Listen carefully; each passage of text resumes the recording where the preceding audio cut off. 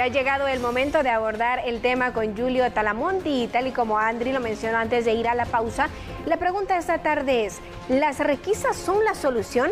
¿Realmente esto vendrá a solucionar el problema de criminalidad que tenemos en nuestro país?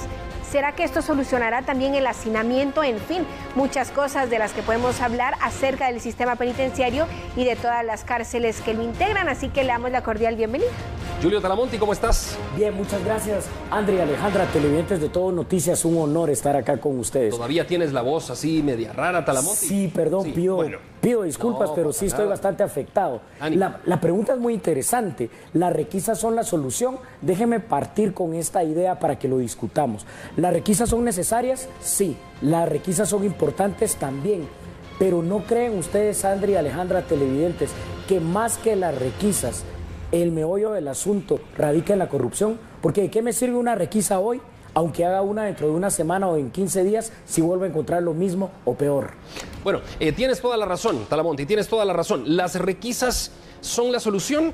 Respuesta, no, pero son parte de la misma, parte de la solución, Talamonti. Yo creo que son parte de... ¿Y de qué me sirve, dices tú, hacer una requisa hoy si no se trabaja en la ética de las personas que velan por los centros carcelarios? Bueno, pero yo creo que es parte de, y es como el primer peldaño, ¿no? La requisa. Yo le daría el beneficio de la duda al Ministerio de Gobernación y al sistema penitenciario para esperar ver más cambios, porque una requisa debería de ayudar muchísimo, siempre y cuando ya no haya corrupción para volver a entrar esas cosas, ¿no? Claro, y a lo que dice Andri, yo quiero sumar que fue evidente en Semana Santa la reducción de un 30% en relación a homicidios que se registró. Esta información la proporcionó el Ministerio de Gobernación, que se redujo en un 30% el número de homicidios en nuestro país. Recordemos, antes de la Semana Santa habíamos tenido días muy violentos y realmente llamó la atención que durante la Semana Mayor en realidad sí hubo ataques armados, pero no como los veníamos registrando y como se venía viendo este comportamiento. Ahora bien, si nos enfocamos en las requisas, ¿qué han decomisado en estas requisas y qué tan funcional es el quitarles el televisor, el quitarles la radio, el quitarles el refrigerador? ¿Qué tan funcional puede ser esto?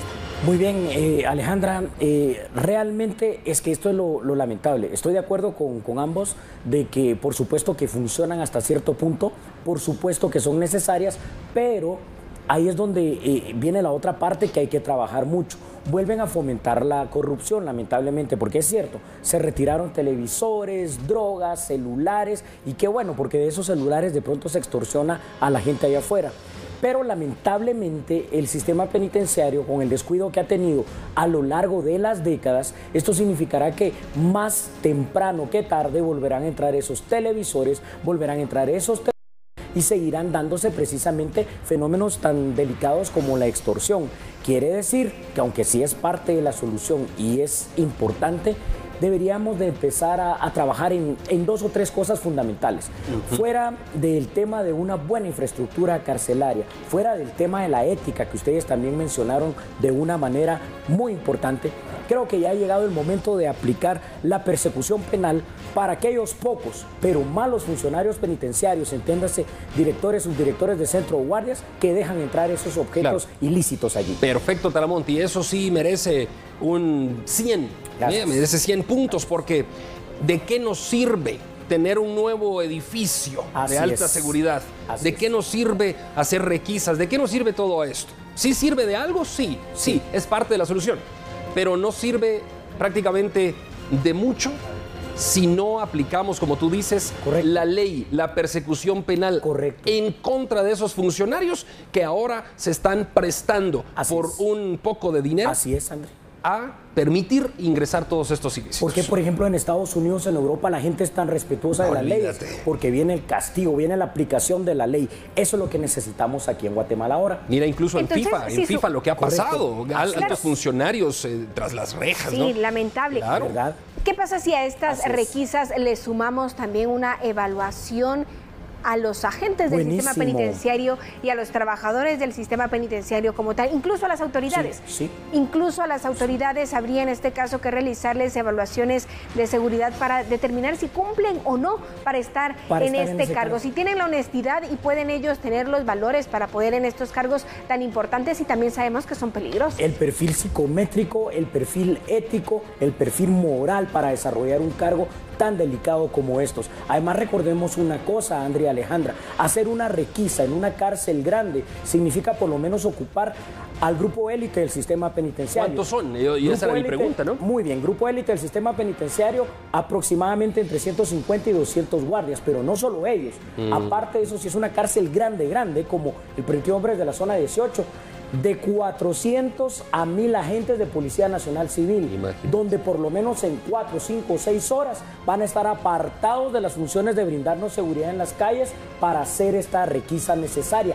Eso es lo malo. En costos, ¿cuánto se invierte por cada requisa que realiza el sistema penitenciario, la Policía Nacional Civil? ¿Cuánto dinero se invierte en cada una de estas requisas? Wow, esto, Alejandra, como un dato, digamos, que te pueda decir, cuesta tanto, no lo tengo, pero cuesta mucho dinero. Saca tú la cuenta de cuánto puede costar, no solo económicamente, más de 1000 guardias allí durante un día prácticamente. Sí. Pero aparte de eso, la gasolina, el transporte, la comida que hay que darles a ellos. Y aparte de eso, el hecho de apartarse de las funciones y de las labores investigativas o de las labores de inteligencia o de persecución y represión al resto de la criminalidad. Bueno, claro, Talamonte, es demasiado caro esto, ¿no? Pero yo quería hacer la salvedad de que desde que asumió, por ejemplo, el nuevo ministro de Gobernación, Alejandra, tú has visto eso también. Un cambio. Sí, un cambio. Sí. En estos operativos, ¿cómo se llama lo de las motos? Lo olvido, Harley, operativo Harley. Bueno, en esto empezó a demostrarse que se quería hacer algo por el bien del país. Luego, las requisas en los centros carcelarios que han venido dándose semana tras semana. Correcto. Pero, ¿de qué nos sirve gastar tanto dinero, tanta energía, si descuidamos lo más importante, que es persecución penal en contra de aquellos malos funcionarios? Lo cual debería aplicarse, pero ipso facto en el SP. Exacto, me permitan poner un ejemplo. Por favor. Obviamente, cuando estuve como director del sistema penitenciario, nombré a mucha gente que yo sé que sabía de ese tema, pero a muchos de ellos, inclusive a algunos que fuera del tema profesional y ese conocimiento, había un grado de amistad con ellos, tuve que hacer la denuncia penal y están en la cárcel por corruptos. Eso es lo que hay que hacer. Claro, y es que eso es lo que Guatemala necesita, oxigenar todas las instituciones de una u otra forma, y las requisas pues vienen a aliviar un poco este mal, pero no lo curan del todo, no curan la enfermedad, por ponerle un nombre y dar una referencia. Hay un tema aquí, y es que, bueno, en este caso requisan el boquerón, se decomisan cierta cantidad de armas, cierta cantidad de televisores, en fin, de ilícitos, porque van desde armas, drogas, en fin. Correcto. Es una cantidad exagerada lo que puedan decomisar. Pero van la otra semana y decomisan quizá la misma cantidad o más. Entonces, ¿cómo podemos nosotros decir que se tiene el control de las cárceles? No lo tenemos. Estoy de acuerdo completamente, Alejandra y Andy, con ustedes. Hay que hacerlas.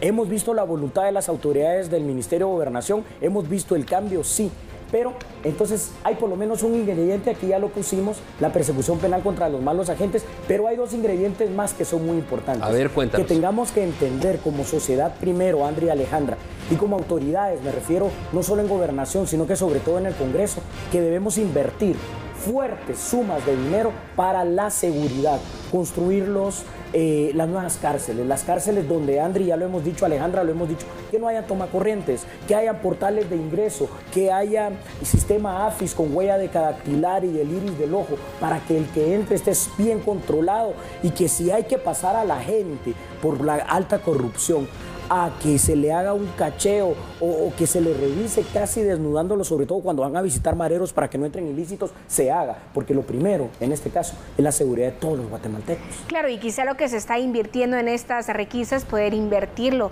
en esta infraestructura e invertirlo en estos aparatos que usted está mencionando, que seguro Guatemala lo podría hacer si reducimos los niveles de corrupción, que sabemos ahí se ha perdido grandes cantidades de dinero. Y me dejan ponerle la guinda al pastel. La otra parte, ustedes, Andrea y Alejandra, la han hablado de una manera muy buena en otras ocasiones. Implementar el sistema de control telemático. En lugar de seguir llenando las cárceles donde ya no cabe la gente, hay que sacar a esas más de 12,000 y pico de personas que están en prisión preventiva, que se les puede aplicar, porque son delitos muy menores, alguna medida para que estén con ese control telemático y tener en las cárceles bien custodiados, únicamente aquellos que sí son grandes delincuentes, para que entonces yo tenga el control. Claro, y activar también los bloqueadores de señal. También, todo lo activar estos bloqueadores de señal que están instalados, ahora, pero que no se utilizan. Exacto. Entonces, imagínense ustedes, cambiamos la infraestructura, se compra todo el equipo necesario y lo apagamos porque no nos conviene tenerlo, entonces, ¿para qué invertir? Y parte de que no se utiliza es porque muchas de nuestras cárceles están en áreas donde hoy son residenciales. Así es. Otrora, cuando se hicieron, eran terrenos baldíos, claro, era la montaña, era la cosa. Pero hoy, por ejemplo, hablo de Fraijanes puntualmente, quedó rodeada de toda el área residencial de Fraijanes, que es uno de los municipios más prósperos de acá, del casco urbano, ¿no? Correcto. Entonces, bueno, la cárcel quedó ahí. Lo que habría que hacer ahora, sí, seguro, todo el complejo carcelario. Y tenemos a, qué sé yo, a 200 metros ya colegios incluso, ¿no? Correcto. Que no pueden quedarse sin señal telefónica. Entonces ahí entra la disyuntiva, ¿no? Pero lo que debería de hacerse cuanto antes es accionar en contra de los malos funcionarios del SP y también construir cárceles, pero fuera de los perímetros urbanos donde no se permita la construcción de colonias habitacionales posteriormente. Una pregunta, Andrea Alejandra. Sí. Ahorita hay una, llamémosle así, una guerra de la sociedad en contra de tanta delincuencia que nos tiene realmente desbordados. Y yo tengo que tener a mis mejores hombres para combatir esa inseguridad. En el sistema penitenciario hay 3 círculos de seguridad. La primera, la Guardia Penitenciaria. Ellos pueden entrar a las cárceles. La Policía Nacional Civil apoyando, por ejemplo, en las requisas. Pero hay un tercer círculo de seguridad en todas las cárceles, 22 cárceles. El Ejército de Guatemala. ¿No sería el momento también de replantear la modificación legal para que el Ejército, en lugar de solo tener esa presencia disuasiva, pero que por ley le impide entrar o actuar, también utilizarlos cuando sea requerido? Eso de pronto nos serviría para retomar el control y para no gastar también tanta plata. De pronto una iniciativa de ley podría ser la solución, ahí empezar a socializar el tema, ¿no? Por supuesto que sí. Ya para ir concluyendo con este tema, ¿las requisas son la solución? Probablemente sí o no, pero ¿qué podemos hacer aparte de las requisas? ¿Qué podemos hacer aunado a esto y hacerlo de una forma paralela? Claro que sí, Andrea Alejandra. A manera de conclusión, las requisas en este momento, tal y como estamos, tenemos que seguirlas haciendo. Y estoy de acuerdo con ustedes. Mejor si son semana tras semana. Pero aunado a esto, tenemos que empezar a hacer lo otro. Hacer la reforma penitenciaria, dedicarnos a construir verdaderas cárceles, hacer ese deshacinamiento de la gente que no tiene que estar realmente privada de libertad, implementar el control telemático, poner los bloqueadores de señal celular a funcionar y utilizar todas las armas legales y tecnológicas para cumplir con lo que dice la ley del régimen penitenciario, guarda y custodia. Y a la vez, Andrea Alejandra, y con esto concluyo, a los que queden ahí privados de libertad, implementar programas de rehabilitación y de reinserción social, porque también debo de ver cuántos de los presos puedo rehabilitar. Bueno, Talamonte, muchas gracias por tu aporte esta tarde. Recuerda que para ese problema de garganta, agüita caliente, con miel, como no tienes tos, así es, limón, y jengibre. Te aseguro que en 24 horas estás... Gracias por ese consejo. Que te vaya bien, Talamonte, y cuídate mucho. Gracias por haber estado con nosotros. Te esperamos mañana y nosotros continuamos conociendo más información y es de interés nacional.